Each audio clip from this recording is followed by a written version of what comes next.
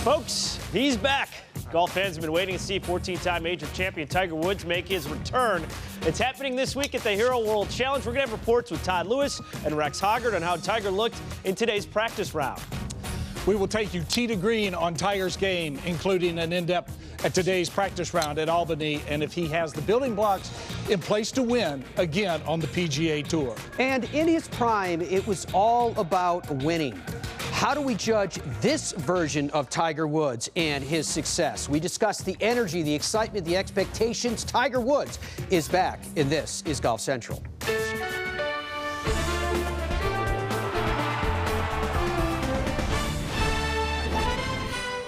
Golf Central. Brought to you by Titleist. Let's start tonight with some of the highlights from Tiger's practice round in Albany. Par 3 fifth hole, this long birdie try. Well, and I think if you look at areas of games for players that have laid off for a long time, this is one that you need to look at, the short game and how you respond and how you play the shots and how you feel, how the nerves, how they might be in check. That was a beautiful shot at the par 4 7th, letting that one release down the hill. Tiger walked 9 holes, so this is final one of the day.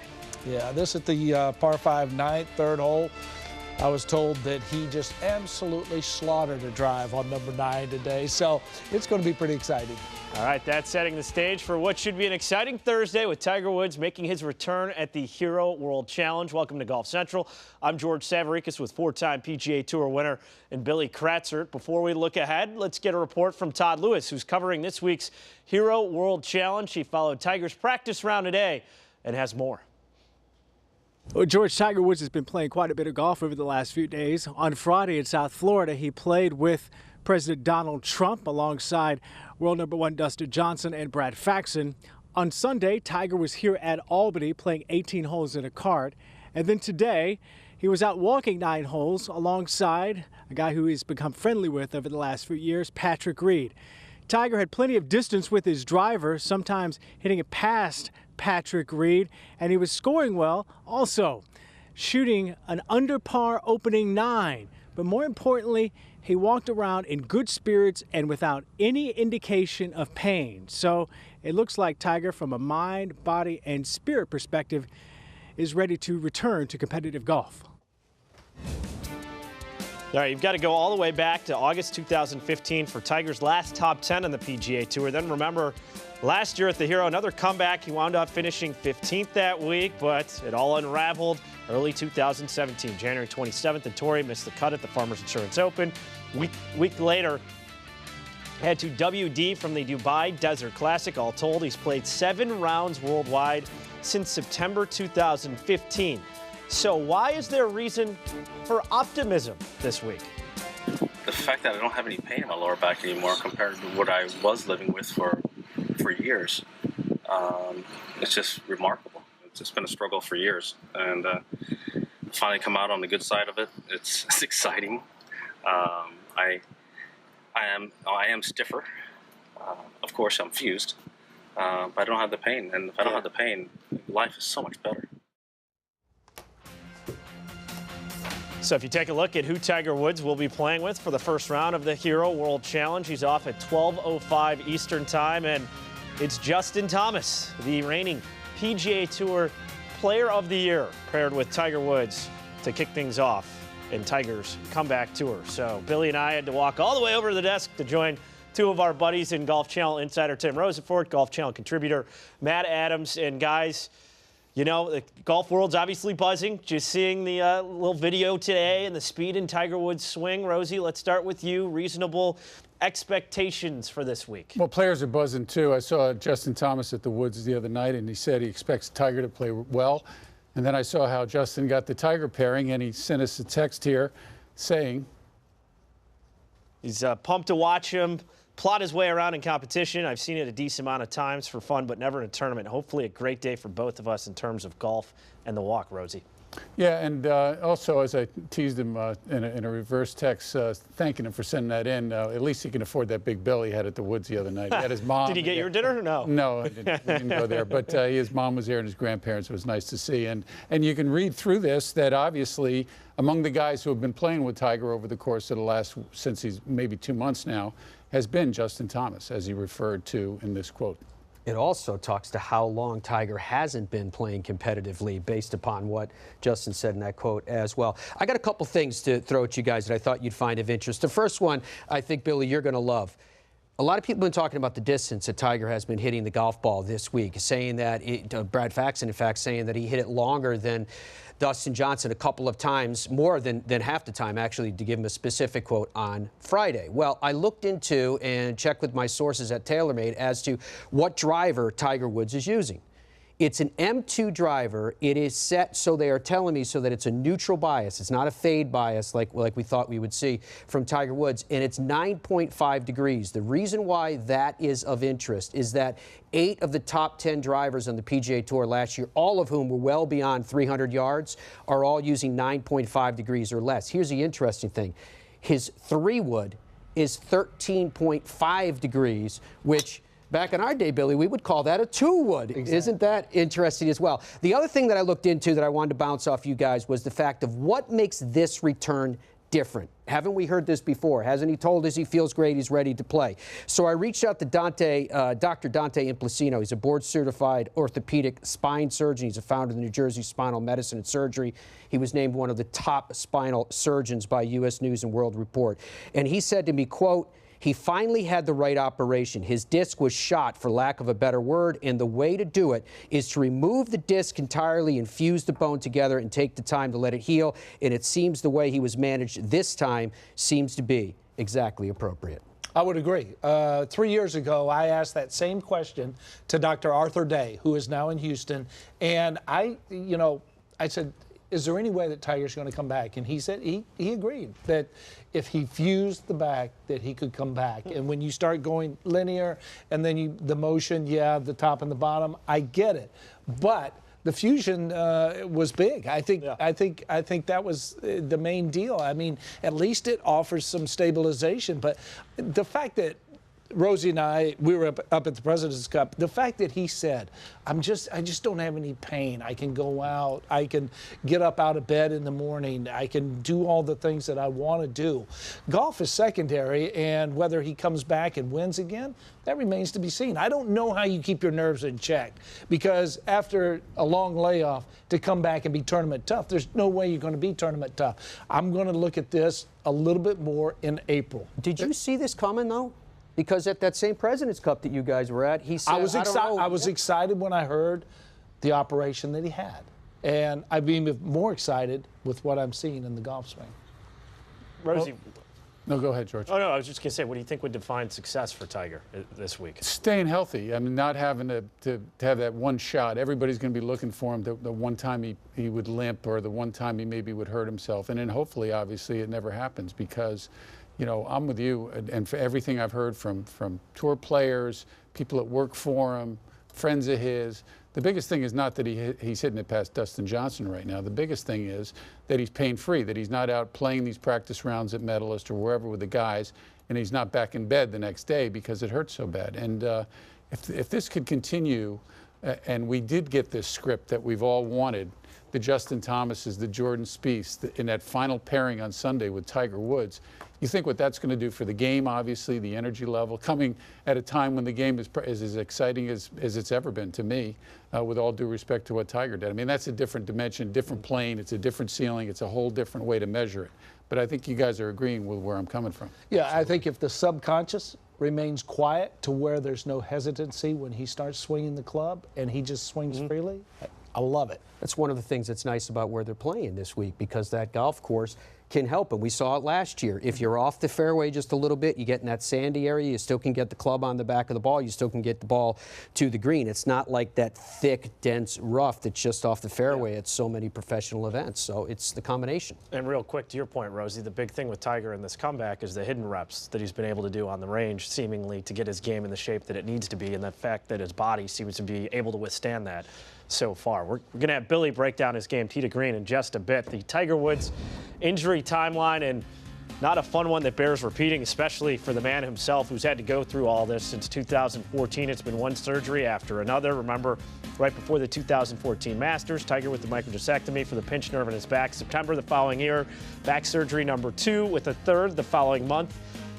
He didn't return to play competitive golf until December 2016, last year's Hero World Challenge, and it was this April that he underwent his 4th back surgery. With more from Albany, here's Rex Hoggard and Todd Lewis.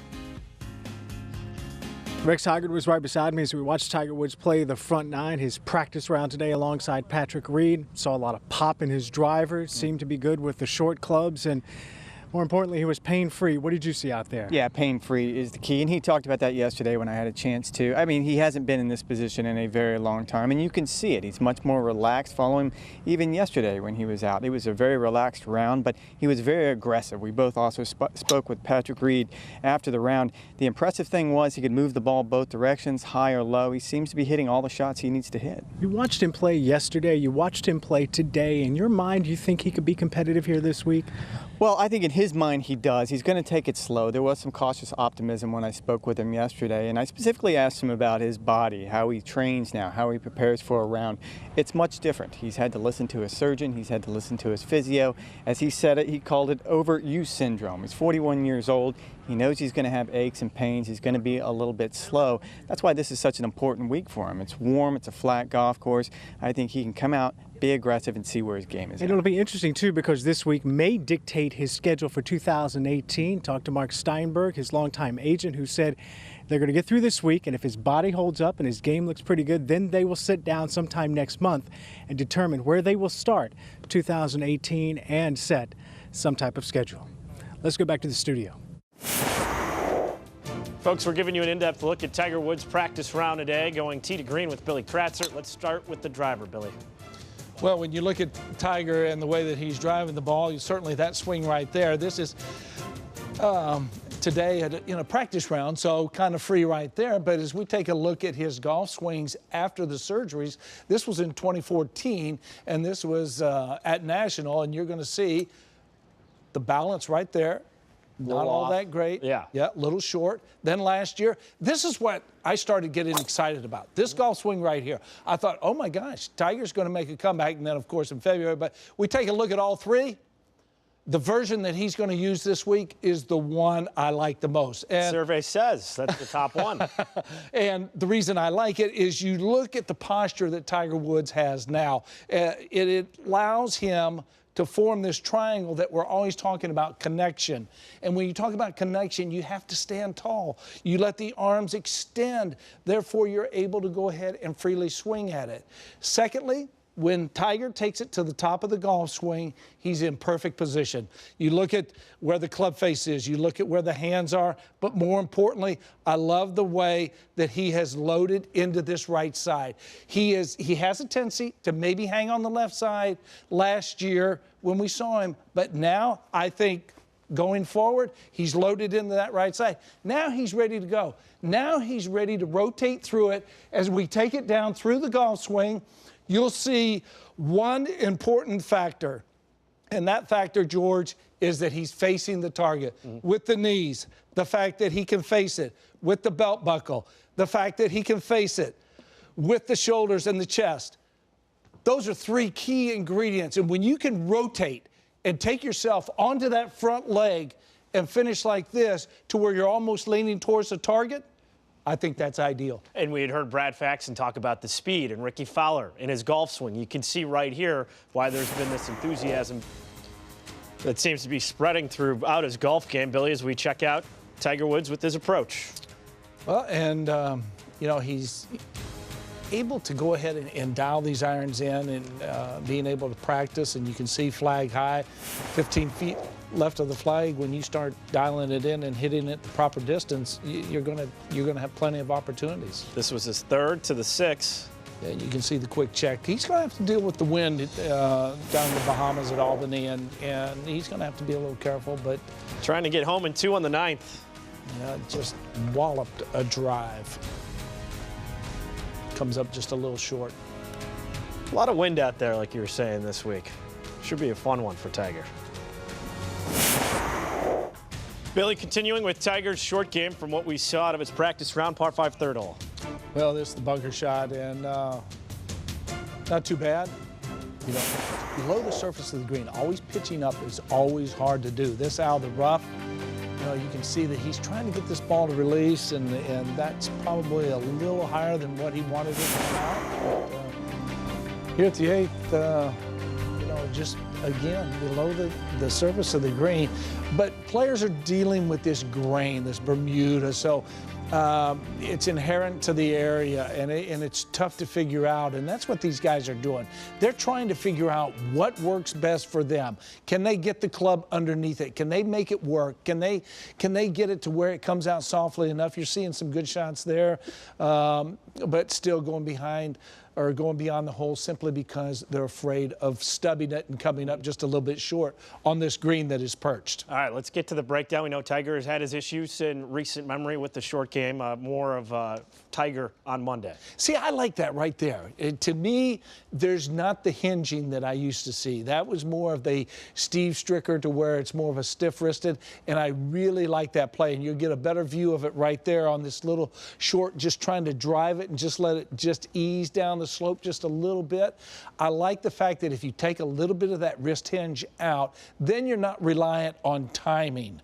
And we take another look, and what's interesting right here is that Tiger, you see Patrick Reed over to the left, he is using a putter. Tiger Woods, he is using an iron. But what I like is that he has employed a putter grip on this, which allows him to go ahead and keep the shaft lean going towards the target. So everything is preset for Tiger to go ahead and hit that little chip shot from just off the green. I like that. All right, it'll be a big indicator to see how his short game holds up through 72 holes. And finally, we check out his shortest club in the bag, Billy. Well, he told me that when he's putting well, he feels it in his right hand. The release of the right hand, the release of the toe, and you can see right here, left hand on the left pocket, and just stroking it with the right hand, just to get a feel, just to feel the release.